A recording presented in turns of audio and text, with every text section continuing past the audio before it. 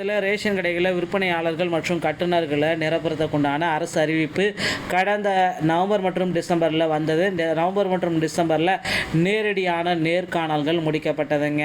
தமிழகத்தில் மழை வெள்ளத்தால் சென்னை உள்ளிட்ட ஒரு மாவட்டங்களுக்கு இன்னும் நேர்காணல்கள் நடத்தி முடிக்கப்படவில்லை.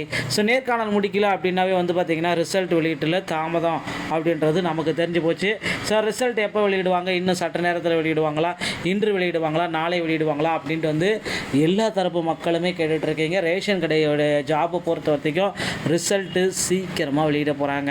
ரிசல்ட்டுக்கான நேரத்தை நாம் நெருங்கிட்டோம். அதி விரைவில் தமிழகம் முழுவதும் கிட்டத்தட்ட 38 மாவட்டத்திற்குமே, ஏன்னா நேர்காணல் நடத்தாமல் இருக்கிற மாவட்டத்துக்கு பார்த்திங்கன்னா நேர்காணல்களை அடுத்து 2 தினங்களில் முடிச்சுட்டு உடனடியாக ரிசல்ட்டை பப்ளிஷ் பண்ண போகிறாங்க. இல்லைன்னா நேர்காணல் நடத்தாத மாவட்டங்களுக்கு அப்படியே விட்டுட்டு மீதி இருக்கிற மாவட்டங்களுக்கு 35 மாவட்டங்களுக்கு ரிசல்ட்டை பப்ளிஷ் பண்ண போகிறதாகவும் சில அன்அஃபிஷியலான தகவல்கள் நமக்கு வந்திருக்குங்க. ஸோ அதனால் நீங்கள் கவலையே பட வேண்டாம். தமிழகத்தில் ரேஷன் கடையோடைய முக்கியமான அப்டேட்டில் தாங்க நாங்கள் இருக்கோம். ஸோ கிட்டத்தட்ட பட்டியல்கள் எல்லாமே தயாரிக்கும் பணிகள் போயிட்டுருக்கு. ஸோ விற்பனையாளர்கள் கட்டுநர்களுக்கு உண்டான பேக்கேஜருக்கு உண்டான பட்டியலை, ரேஷன் கடைக்கு உண்டான பட்டியலை தற்சமயம் தயாரிச்சுட்டு வராங்க.